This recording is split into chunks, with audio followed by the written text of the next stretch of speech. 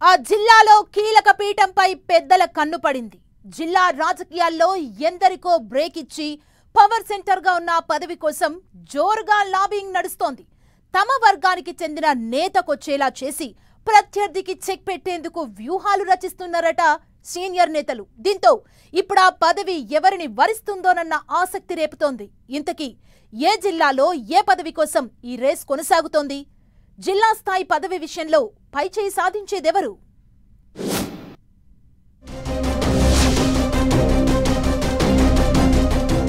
Vizianagaram DCCB పీఠంపై Telugu తమ్ముళ్ల ఎత్తులు. తమకు అనుకూలంగా ఉండే నేతకు పదవి దక్కేలా లాబియింగ్.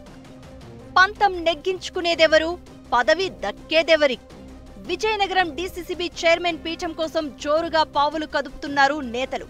నెల్లిమర్ల నియోజకవర్గంలో టీడీపీ సీనియర్ నేత, రైతు కుటుంబ నేపథ్యం ఉన్న కడగల ఆనంద్ తీవ్రంగానే ప్రయత్నాలు చేస్తున్నారు. కడగల ఆనంద్ ఫ్యామిలీ ఏళ్లుగా టీడీపీనే అంటిపెట్టుకుని ఉన్నారు. మొన్నటి ఎన్నికల్లో పార్టీ టికెట్ కోసం కూడా ప్రయత్నం చేశారు. కానీ రాజకీయ కారణాల వలన అది సాధ్యం కాలేదు. సుదీర్ఘకాలంగా టీడీపీలో ఉంటున్న ఈ కుటుంబానికి పదవులు వరించడం లేదు.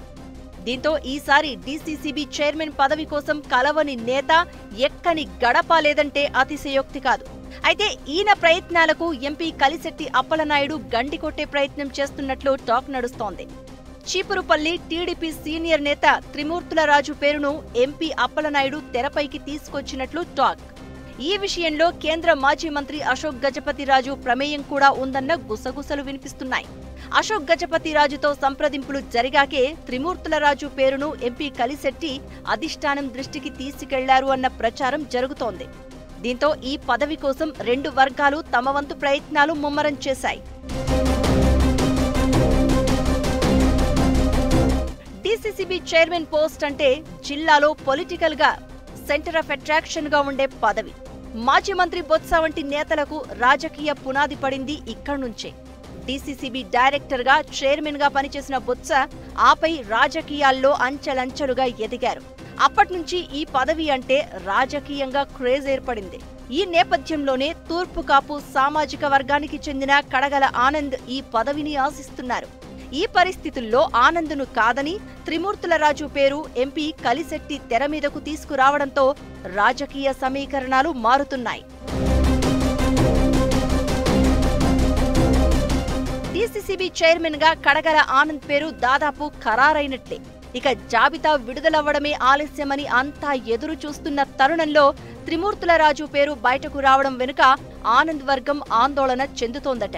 అయితే ఎంపీ కలిశెట్టి త్రిమూర్తుల రాజును తెరపైకి తేవడం వెనుక బలమైన కారణాలే ఉన్నాయన్న టాక్ వినిపిస్తోంది.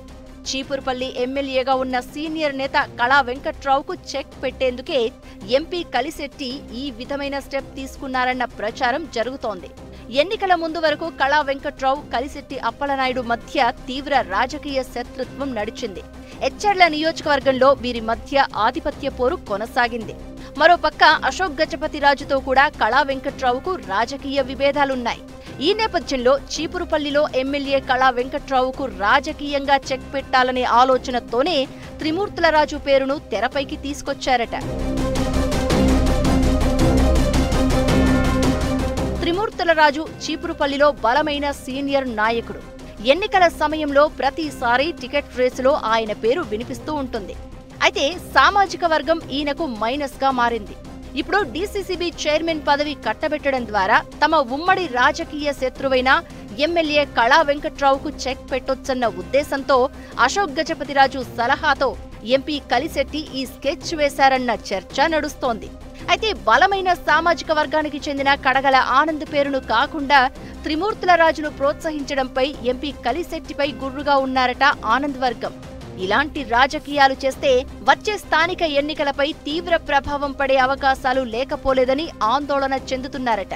మరి డీసీసీబీ చైర్మన్ పోస్టు విషయంలో ఆనంద్ వర్గం పైచేయి సాధిస్తుందా?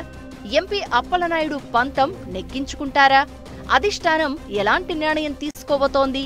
చూడాలి మరి.